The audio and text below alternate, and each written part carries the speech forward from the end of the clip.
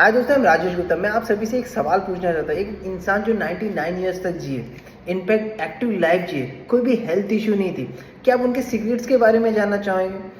Yes, मैं तो जानना चाहूँगा और आप सभी को बताना चाहूँगा। और सबसे पहली बात बता दूँ, ये कोई इंसान मामूली इंसान नहीं था।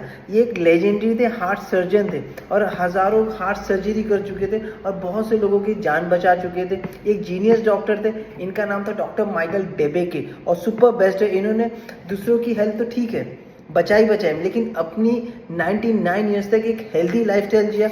और ये वीडियो आपको लास्ट तक देखना है अगर इनके टिप्स जानना है तो कैसे ये इतने अच्छे हेल्दी रहे। माइकल डेबेके का जो बोलते हैं ना, उनका जो जन्म था ना 1908 1908 में हुआ था, वो भी अमेरिका में हुआ था, लॉस एंजल्स स्टेट्स में हुआ था। एक सिंपल मिडिल क्लास फैमिली में थे और जो उनके डैड थे ना, वो एक मेडिकल स्टोर चलाते थे। मतलब आप समझ लीजिए, उन्होंने एकदम क्लोजली डॉक्टर लोग को देखा था, कौन सी दवाइयाँ लेते हैं वो सबको उनको पता था और पेशेंट का रिएक्शन भी उन्होंने देखा था। और सबको पता था वो एक हार्ट सर्जन थे, लेजेंडरी हार्ट सर्जन थे। उनकी माँ एक बोलते ना, हमेशा एक संडे को ऑफर में जाती थी, जैसे कपड़े हो गए, खाने हो गए, जो अनाथ बच्चे उनको देना होता था। तो उनको उनकी जो भावनाएं थी, जो उनकी फीलिंग्स थी, उनको उसी टाइम से पता चला कि मैं लोगों की मदद करूंगा।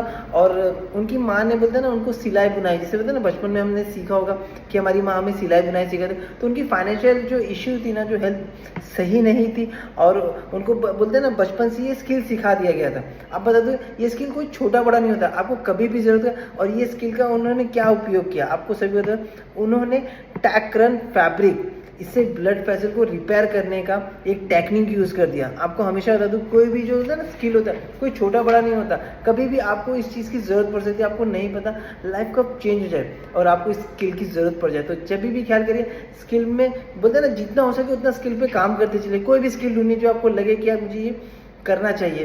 तो सबसे पहले तो डॉक्टर डिबे को उन्होंने कहा था, one of the rarest thing we do is thing, मतलब ज़्यादा सोचते नहीं और रिएक्ट कर देते हैं बहुत से लोग। लेकिन उन्होंने ये काम नहीं किया, उन्होंने हर बात को सोचा, उसके बाद उन्होंने उसका एक्शन लिया। तो तभी वो इसलिए मतलब लाइफ में इतना सक्सेसफुल है। और उनका जो ग्रोथ माइंडसेट वाला था, आप बता दो, वो बोलते थे ना माइंडसेट होना बहुत ज़रूरी है, ग्रोथ माइंडसेट होना बहुत ज़रूरी है। और आजकल के जो जनरेशन है, तो आजकल देखो ना, सब डॉक्टर लोग यही चाहते हैं, हार्ट पेशेंट डॉक्टर चाहते हैं कि उनका सबका माइंडसेट एकदम बोलते हैं ना ग्रोथ माइंडसेट की तरफ है। तो डॉक्टर डिबेके की कहानी शुरू होती है, ये मेडिकल स्टूडेंट से। इन्होंने इसकी शुरुआत कैसे की थी?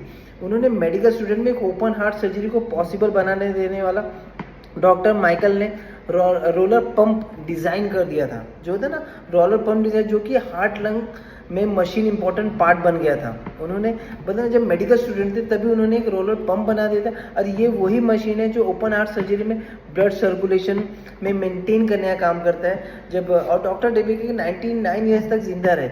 उनका एक लाइफस्टाइल था, कैसे आपको पता, तो आप सोचते होंगे क्या क्या कहते हैं, क्या डिसिप्लिन होगा, जैसे हार्ट हेल्दी डाइट होगा, हार्डकोर एक्सरसाइज होगा। इनफैक्ट शॉकिंग ट्विस्ट आपको बता दूं, जितने भी हेल्थ गुरु होंगे जो आजकल बोलते रहेंगे यार बहुत डाइट करिए, वर्कआउट करिए, लेकिन इनका एक शॉकिंग था। मैं आपको उनका रूटीन बना दूं। ये आदमी रोज़ सुबह 4 बजे उठ जाते थे और 2 घंटे होम स्टडी करते थे और सुबह 6:30 के 7 के बीच में वो हॉस्पिटल पहुंच जाते। और आपको बता दूं, उनका आने का टाइम नहीं था, वो रात को 8 बजे 9 बजे तक सर्जरी करते थे। 4-5 घंटा बोलते ना, 4-5 घंटा ही नींद लेते थे। और सबसे बड़ी आज की जनरेशन के हिसाब से तो ये अनहेल्दी, अगर हम ये रूटीन देखें ना तो ये अनहेल्दी माना जाएगा।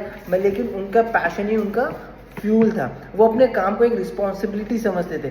डाइट की बात करें तो दिन में 1 टाइम ही खाना खाते थे। बोलते ना ये इंटीमेट फास्टिंग, जैसे जो आजकल के जनरेशन कोई ज़रा सा भी इंटीमेटिंग फास्टिंग करने तो अपने आप को कूल समझते थे, मगर डॉक्टर डिबेके ने बहुत सालों पहले ही इसको स्टार्ट कर दिया था। और सबसे पहले तो उनका जो रूटीन था, जो सिर्फ वो रात को खाना खाते थे। रात को क्या खाना खाते थे, जैसे फ्रूट्स हो गया, वेजिटेबल्स हो गया और लीन मीट्स होता था, वही खाते थे। कोई सुपर फूड्स कोई क्रेजी नहीं खाते थे। और अपने पेशेंट को भी ये बताते थे कि जो पूर्वज लोग खाते थे वही खाना खाइए।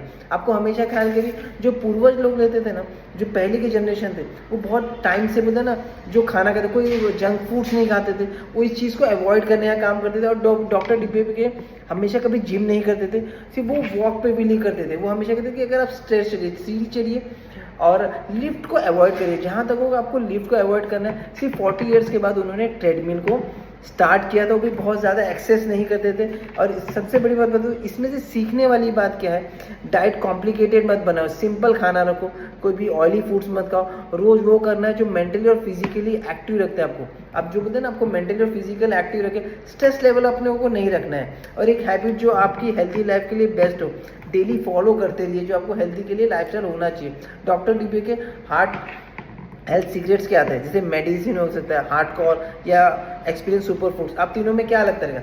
सिंपल बता दूं, डॉक्टर डीपीके का जवाब था कि सिंपल, जो हार्ट बॉडी को प्रूवन लगे, जो कंसिस्टेंसी लगे, जैसे माइंड और बॉडी को ध्यान से, जो एक्सट्रीम डाइट लगे, जो आपको लगे कि यार भैया ये ऑयली फूड, उनका हमेशा ये था कि प्रोसेस फूड मत खाइए, उससे बचिए। सिर्फ फ्रूट वेजिटेबल्स, जितने फाइबर हो सकता है उसको, क्या ओवर ईटिंग से बचिए, आपको ओवर ईटिंग से बचना है। और मेरा कहना है कि आपको हैवी ब्रेकफास्ट कभी नहीं करना चाहिए, उनका हमेशा ये कहना था।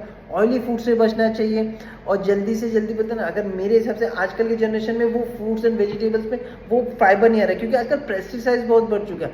तो मेरे हिसाब से आपको ये करना चाहिए कि 5 टाइम खाना खाना चाहिए, जो आपको प्रोसेस फूड से बचना चाहिए, और नेचुरल फ्री जो होता है ना, केमिकल फ्री से खाना खाइए, केमिकल फ्री जो रहे उस चीज़ को खाना खाइए। और हमेशा जब भी खाना खाते समय आपको देखना चाहिए कि ये मेरे बॉडी के लिए क्या जाता है। सबसे बड़ी बात है, क्योंकि मैंने आज मेरी 40 इयर्स की जर्नी हो गई है, तो मैं ये समझ पा रहा हूँ कि कोई भी हेल्दी चीज़ है ही नहीं। क्योंकि जब मुझे लगता था जो चीज़ हेल्दी है वो हेल्दी है ही नहीं। हमें बॉडी को न्यूट्रिशन चाहिए रहता है, न्यूट्रिशन का मुझे तो न्यूट्रिशन पता ही नहीं था। जब मैं हर्बल लाइफ में आया तो मुझे पता चला कि यार न्यूट्रिशन भी होता है, विटामिन ए सी डी क्या होता है, ये अब मुझे पता चलने लगा। कोलाइजिन क्या होता है, मतलब अब मैं सीरियसली बोलूँ, ये बहुत साइंस बेस्ड चीज़ है। ये ऐसा चीज़ है जो आपको बोलते हैं ना, कैलोरी इंटेक नहीं रहा, मगर आपकी जो बॉडी को ज़्यादा ज़रूरत है वो चीज़, जो हर्बल लाइफ का शेक जो आपको सुपर बेस्ट देता है। अगर आप इसको प्रॉपर यूज़ करेंगे ना, तो आप एक हेल्थी लाइफस्टाइल जी सकते हैं, आप कोई बहुत सारी बीमारियों से बच सकते हैं। आपको सिर्फ अपनी बॉडी को आइडियल वेट पर लेके आना है और 5 टाइम खाना है, और आपको जंक फूड से बचना है। आपको चेक करना है कि ऑयली फूड है क्या नहीं है। सिर्फ एक सिंपल सा बात है, सुबह मॉर्निंग का जो आप ब्रेकफास्ट होता है ना, इसको शेक में रख दीजिए, चाय के बदले एयरफ्रेश पी लीजिए, एकदम सुपर बेस्ट चीज़ माना जाएगा। और बोलते ना, उसके बाद थोड़ा सा 10 से 12 के बीच में फ्रूट ले लीजिए, एक कोई फ्रूट ले, 12 से 1 के बीच में कोई फाइबर वाले फ्रूट जैसे ककड़ी, गाजर, मूली, बीटरूट, आप कोई भी खा सकते हैं, एक प्लेट भर के खा सकते हैं। उसके बाद जो आपको लगे कि कोई खाना चाहिए, तो ऑयली वाला खाने से बचना चाहिए। उसके बाद 5-6 बजे के बाद अब फिर से कोई मखाना हो सकता है, एयरफ्रेश हो सकता है, या जो लगे कि हाइड्रेट पी सकते हैं, स्किन बूस्टर होता है, कभी भी आप वॉक पे जाए तो हाइड्रेट पी सकते हैं, सुपर बेस्ट है।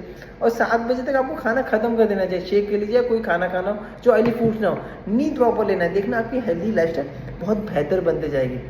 डॉक्टर डीबीके ने सिर्फ हमें ये सिखाया कि उनकी लाइफस्टाइल में वो पैशन था, जो पैशन था वो फ्यूल था, बट हमें अपनी हेल्थ का भी ख्याल करना चाहिए boss. Thank you so much, अपना ख्याल करिए।